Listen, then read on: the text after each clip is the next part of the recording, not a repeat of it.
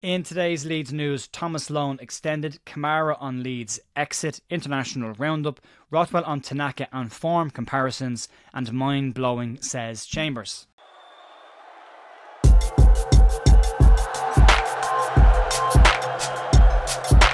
Morning folks, Jay here, Wednesday morning the 20th of November with your Leeds United news. Hope the week's going fine for you so far. Today's more of an internal Leeds United update. There's not a lot going on around the place as we come to the end of the international break for this period of the year, and the next one won't be until March, and we get to see Leeds playing an extended run of games now where hopefully we can see the club put themselves in that top 2 position heading in to the busy period around Christmas. Some updates on the exits, the loan exit of Luca Thomas, as well as some updates around the comparisons between the midfield partnerships of Tanaka and Rothwell and Gruev and Ampadu and how they've fared now they've both played 7 games each. We'll get to that at the end of this video. We'll start off though today with the news around Luca Thomas, and yesterday afternoon Leeds United confirmed that current on loan attacker Luca Thomas has extended his existing loan with York City, agreeing to remain at the club for a little bit longer. Thomas has impressed while on loan at the LNER Stadium so far this season, and it's a stadium he's very used to, having played there consistently for Leeds United under-21s. But Thomas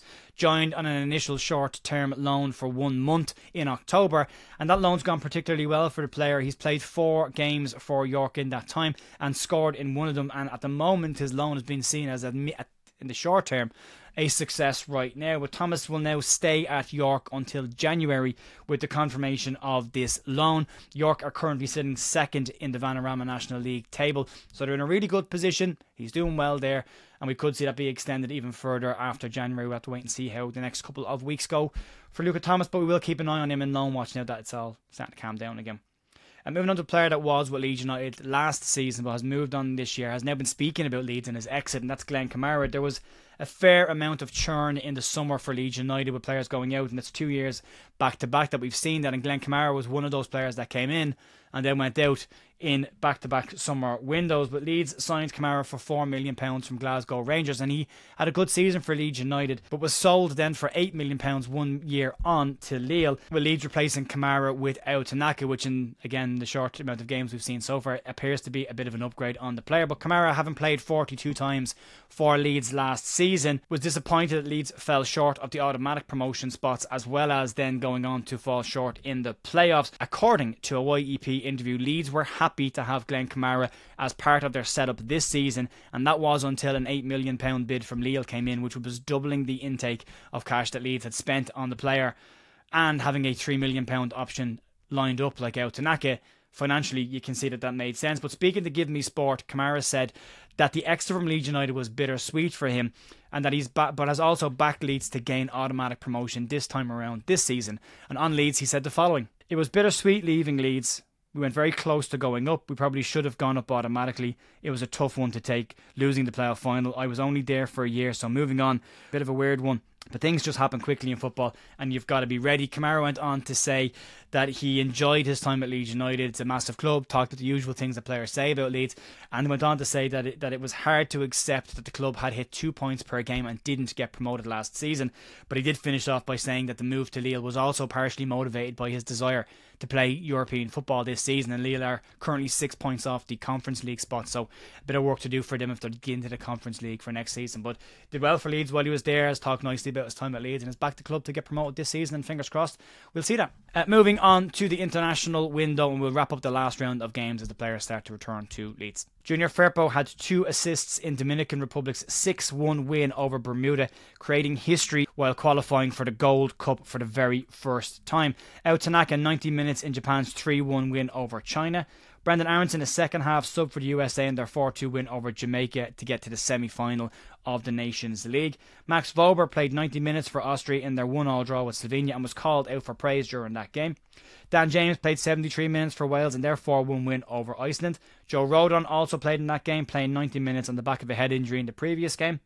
Carl Dello didn't play in that game, but did play in Wales' first game, was called out for some praise in that game, played very well. Mateo Joseph scored the winner in Spain's under-21's 2-1 win last night. A lovely front post turn and finish by Joseph. And Willie Gnonto played 30 minutes coming on as a sub for Italy in their under-21's game yesterday.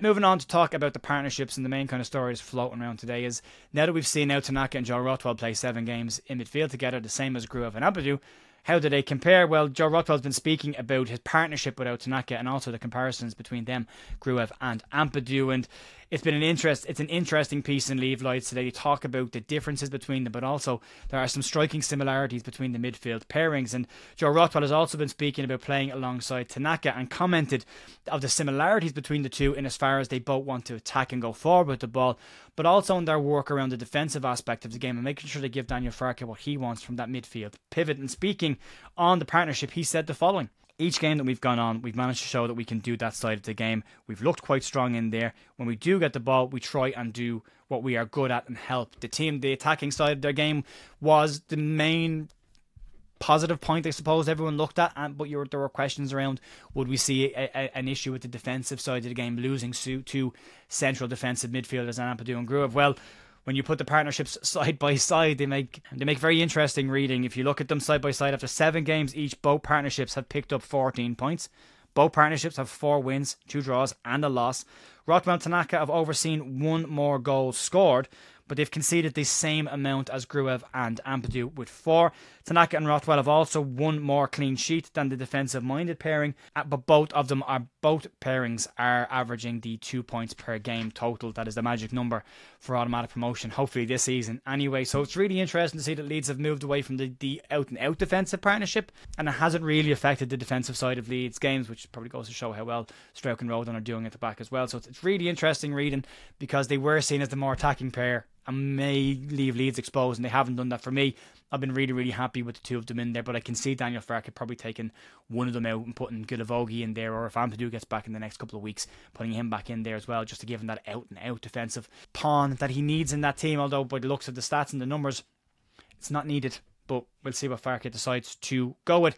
And then finally today, we thought we'd have a little chat about one of the youngsters at the club who's doing really, really well, and he's been speaking about his exposure to senior football, and that is Sam Chambers. We spoke last week about Chambers and how he's caught the eye at Elland Road with his impressive under-21 performances, and the fact that he was also called into Leeds United's pre-season camp, scored against Harrogate and went to tour Germany with the Leeds United's first team and got on the pitch against Schalke as well. But the 17-year-old attacker isn't just an academy prospect, he's actually a Leeds United fan as well, which can be taken for granted when you come through the ranks, but not every player there is born and bred Leeds or has come through as a Leeds United fan, but Sam Chambers has.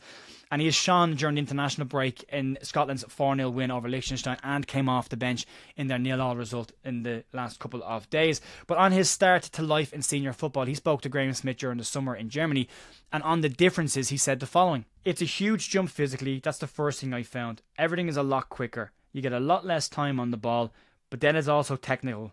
In shooting practice, 9 out of 10 shots go in, while in the academy it might be 6 or 7. So it's really just a lot better in every aspect. So for me, I just have to keep working hard and make sure that I get to that level." It's nice to see Leeds putting 9 shots out of 10 into the back of the net in training. I'd like to start seeing that in matches as well. But it should be put in context here. There are people already talking about Chambers being pushed into the first team just off of hearing reports about how well the player is doing, and we should be very mindful to quell and calm any calls for the player to be put straight into the first team or into the senior setup immediately, because he's talked about the differences in the game and they're quite substantial, but also we can be in a bit of a rush to get our academy prospects into that team and very quick then to knock them back. Mateo Joseph being the prime example this season of people wanted him in the starting lineup, but then when he didn't score a couple of goals for a couple of games, was immediately getting hammered by some of a portion of the fan base, which is harsh considering what else that he adds to that game. And when you understand the 4-2-3-1 system, the other parts of the game are equally as important as scoring goals for Mateo Joseph, which he does very well for me. But yeah, let's not be in a rush. Sam Chambers is doing great behind the scenes at Leeds right now. He's doing all the right things. I'm sure we'll get a look at him during the FA Cup games. Possibly, as long as there's more than one. I'm sure we'll get a quick look at him as well, but he's doing well. There's some really good talent still bubbling on there. 17 years of age, has plenty of time. So yeah, we'll see how that goes. There will be a live stream either tonight or tomorrow night to look at the next 5 Leeds United games, to start previewing them as we get ready for the weekend's action. And we'll have a podcast out before the end of the week, as well as the usual stuff leading into match day. So yeah, we'll keep an eye on all that for you, and you can check that out when it's available on the channel. More updates coming later on today and tomorrow. Thanks as always for watching the channel. I'll leave it there, and I will talk to you later on or tomorrow morning for more Leeds news. Have a great rest of your day. Talk to you soon. See you. Bye.